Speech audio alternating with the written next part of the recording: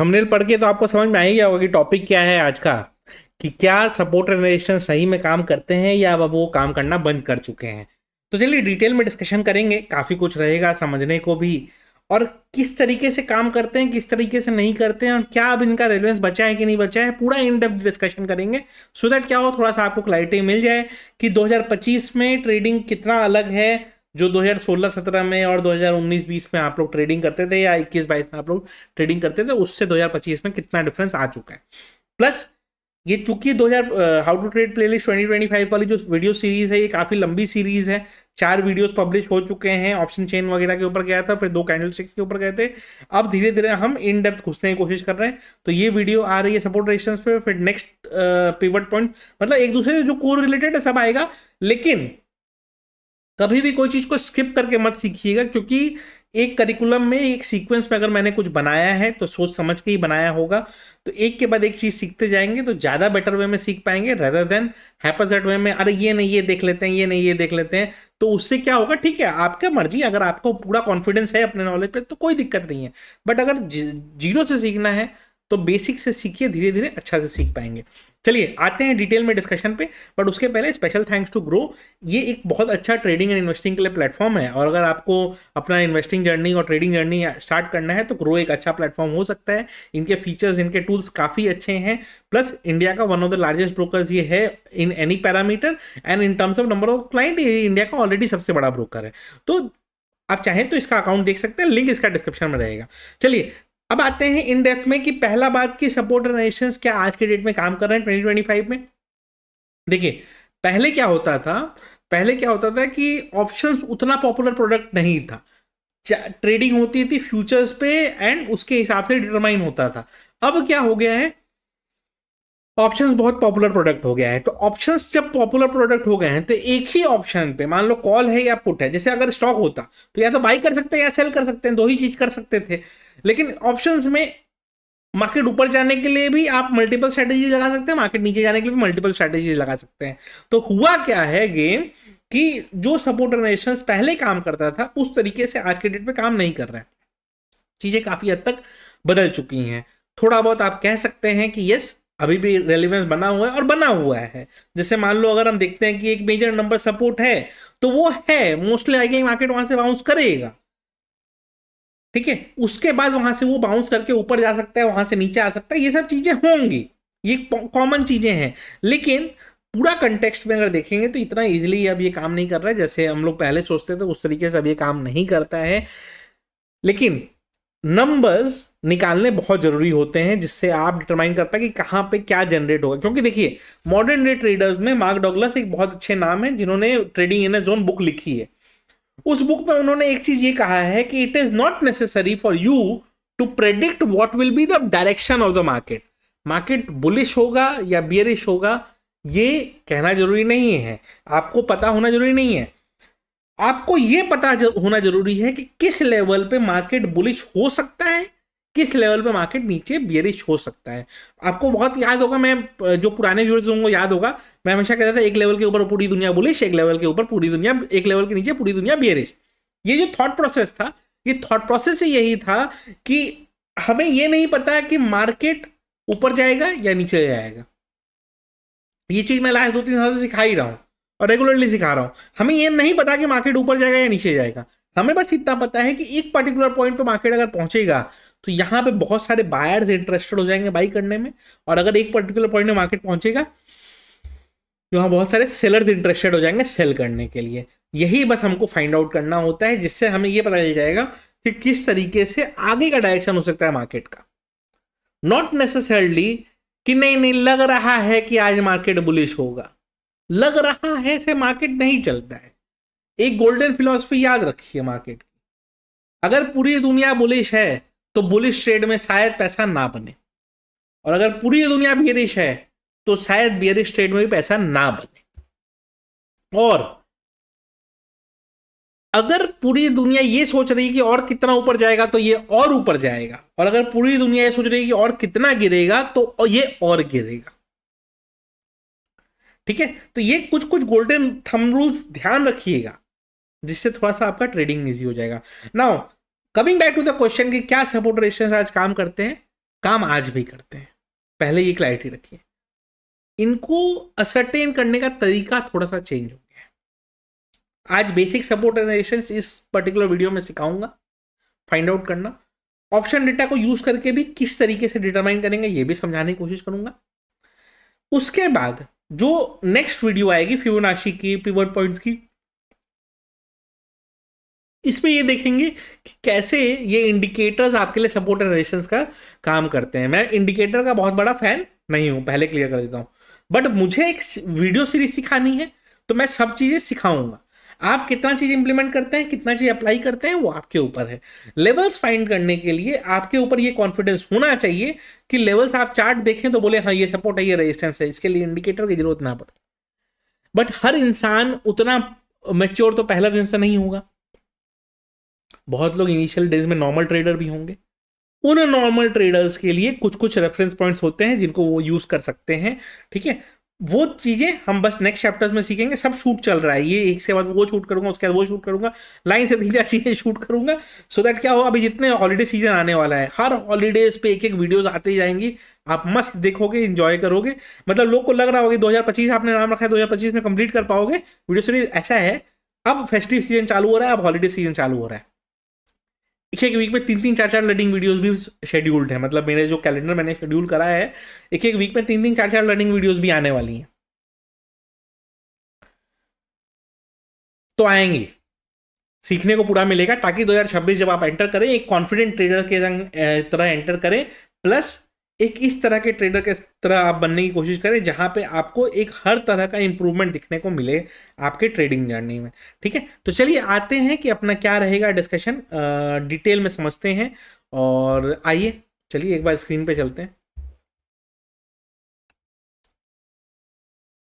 ठीक है, चलिए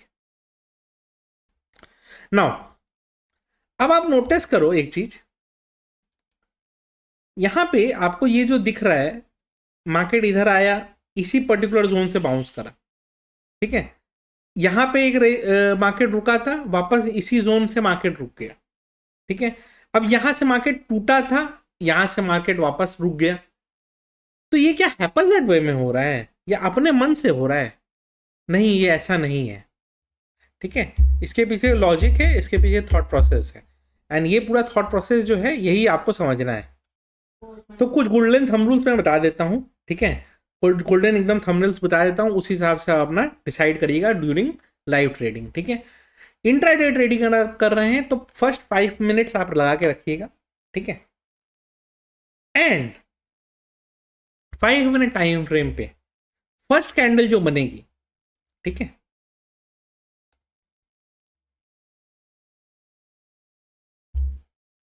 इसका आप टॉप टू बॉटम लेंगे। अब कुछ लोग पूछेंगे सर विक इंक्लूड करेंगे कि नहीं करेंगे? यस करेंगे, फर्स्ट 5 मिनट का सब कुछ इंक्लूड करेंगे। ठीक है, फर्स्ट 5 मिनट का रेंज ब्रेकआउट, मतलब या तो ऊपर निकल जाए मार्केट इसके या नीचे निकल जाए, उस डायरेक्शन में एक अपॉर्चुनिटी आपकी बन सकती है। ये हुआ फर्स्ट थंब रूल। ठीक है, अगर मार्केट शॉर्ट साइड मूव करने लग जाए तो ध्यान रखिएगा कि मार्केट गिरता बहुत तेज है। तो जब मार्केट गिर रहा होगा तो प्रीवियस कैंडल का हाई आपको स्टॉप लॉस रखना है। तो यानी कि ये जो फॉल है मान लो अगर आ रहा है तो इस कैंडल का जो हाई है ये आपका स्टॉप लॉस पॉइंट है। ठीक है, मार्केट अगर ऊपर जा रहा होगा, ठीक है, मार्केट मान लीजिए ये जैसे यहाँ रेंज में नीचे गिर रहा है लेकिन इसी रेंज में मान लो ऊपर जा रहा है, तो मार्केट जब ऊपर जाता है तो मार्केट धीरे धीरे ऊपर जाता है। तो मार्केट जब अप ट्रेंड में होगा तो आपको जो एसएल पकड़ना है आपका, वो आपको प्रीवियस स्विंग का लो पकड़ना है। मतलब अगर मान लो यहां से मार्केट ऊपर जा रहा है तो फर्स्ट ये आपका स्विंग लो ये रहेगा। ठीक है, फिर यहां से नीचे आया, फिर इधर वापस देखिए एसएल नहीं ट्रिगर किया, फिर ऊपर चलने लगा। अब वापस ऊपर गया तो अब इसका एसएल पॉइंट क्या रखना है आपको? ठीक है, अगेन अभी भी यही चल रहा है। फिर उसके बाद ये आया, अब इसका एसएल पॉइंट क्या होगा? ये वाला एसएल पॉइंट होगा। ठीक है, तो प्रीवियस स्विंग लो आपको एसएल पकड़ना है अगर मार्केट बुलिश ट्रेंड में है तो। क्यों डिफरेंस क्या हुआ?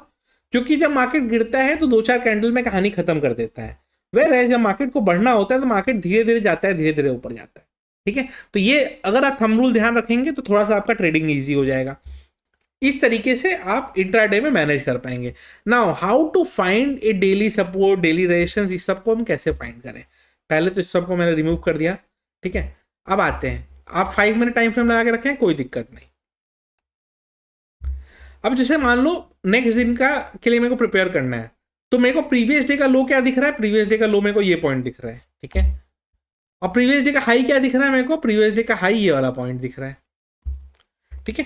तो मेरे को ये क्लियर दिख रहा है कि प्रीवियस डे का हाई ये है, ये प्रीवियस डे का लो है ना। फर्स्ट 5 मिनट के बाद जो मूवमेंट आएगा, इनिशियल 5 मिनट के बाद, जैसे हमने यहाँ पे डिटरमाइन किया फर्स्ट 5 मिनट, उसी तरह यहाँ भी फर्स्ट 5 मिनट के बाद कोई मूवमेंट आएगा, वो जिस डायरेक्शन में जाएगा, अगर नीचे टूटता है तो फर्स्ट सपोर्ट जोन ये बनेगा, ऊपर जाता है तो फर्स्ट रेजिस्टेंस जोन ये बनेगा। मतलब पॉइंट समझ में आया आपको, कि अगर पहले तो ये प्रीवियस डे का हाई लो हमने मार्क कर लिया, अगर फर्स्ट 5 मिनट के बाद मार्केट एक रेंज ब्रेकआउट करता है, अगर ऊपर निकलता है, ठीक है, तो फर्स्ट रेजिस्टेंस जो आएगा मार्केट का वो ये वाला पॉइंट आएगा, फर्स्ट सपोर्ट जो आएगा वो ये वाला पॉइंट आएगा। अब इसको भी मार्केट अगर फर्दर तोड़ देता है तो नेक्स्ट रेजिस्टेंस क्या निकलेगा, एक चीज हमेशा ध्यान रखिएगा, जो भी पहले सपोर्ट रहा है वो रेजिस्टेंस का काम करेगा। अभी यहाँ पे 2 बार रेजिस्टेंस लगा है, बट इनका सपोर्ट कहां पे था, तो नेक्स्ट इमीडिएट रेजिस्टेंस भी आपको एकदम पास में ही है।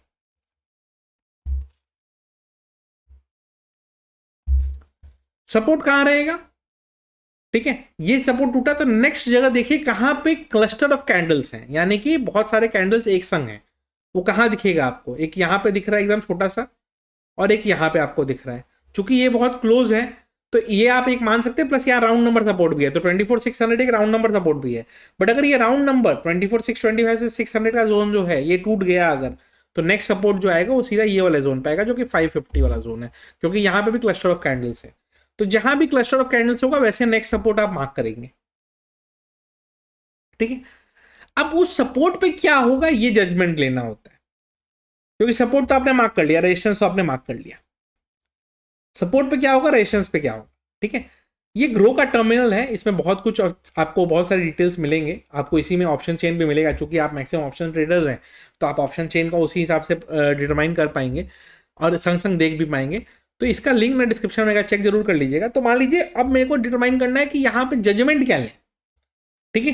तो जजमेंट लेने के लिए सबसे सिंपल मैं अगर ये बताऊं, आपको ओपन इंटरेस्ट का अनवाइंडिंग और वो समझना पड़ेगा। तो मैंने फर्स्ट जो 2 वीडियो डाले थे, दोनों डाले थे मैंने ऑप्शंस के ऊपर, ठीक है।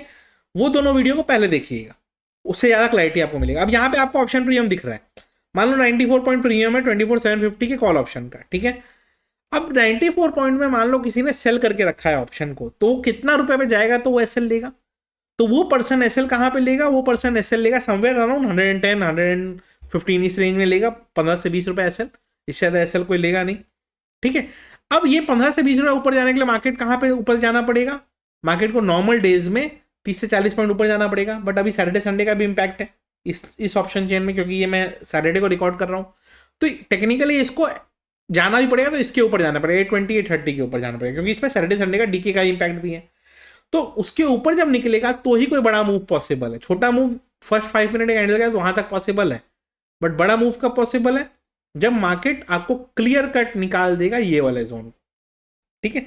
तो ये 2-3 चीजें आपको ध्यान रखनी पड़ेंगी, ऑप्शन में भी अनवाइंडिंग देखनी पड़ेगी, प्लस जिस पॉइंट पे क्लोज हुआ है उस पॉइंट वाले लोग कहां पे एसएल लेंगे, तो 110 115 पॉइंट पे अगर एसएल लेने वाले हैं ये लोग, ठीक है, तो उसके लिए मार्केट को भी उसी तरह से 40 से 50 पॉइंट मूव करना पड़ेगा, प्लस सैटरडे संडे का भी इम्पैक्ट है, तो एडिशनल 20-25 पॉइंट, तो 830 वगैरह का जोन आ गया, जहां से निकलेगा तो आपको मूव मिलेगा, ठीक है। तो पर डे डीके कितना हो सकता है, डायरेक्शनल मूवमेंट कितना हो सकता है, डेल्टा के हिसाब से कैलकुलेट करके उस हिसाब से आपको नेक्स्ट जोन निकालने पड़ेंगे।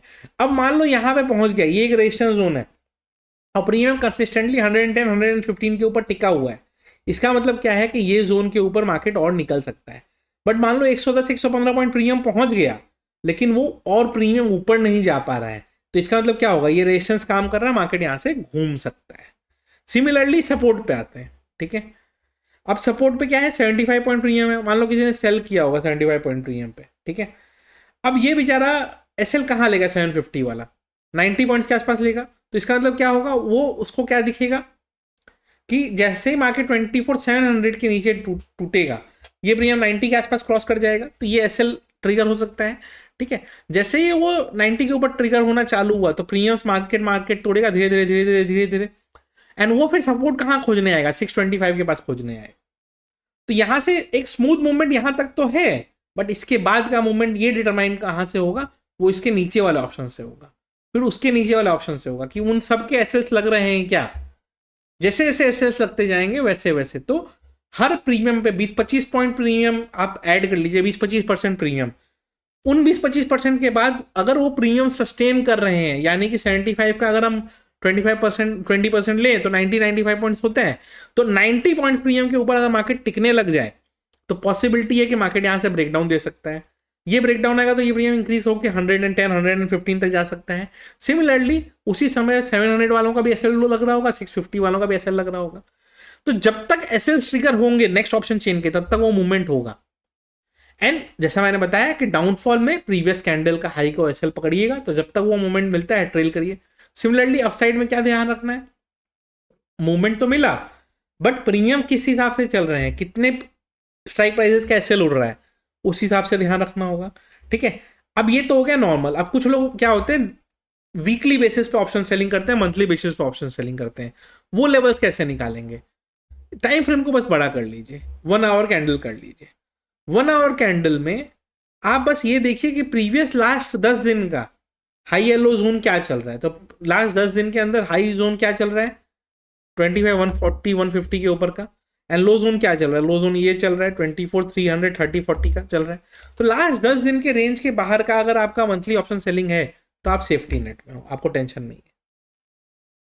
ठीक है, अगर इसके बाहर अगर निकलता है मार्केट तो आपको कॉशियस रहना है और हर प्रीवियस 10 दिन का रिविजिट करते रहिए। तो काफी लोग क्या है बहुत साइलेंटली थोड़ा थोड़ा थोड़ा थोड़ा पैसा कमाने की कोशिश करते हैं, उनके लिए ये चीज ठीक है, वो ये कर सकते हैं।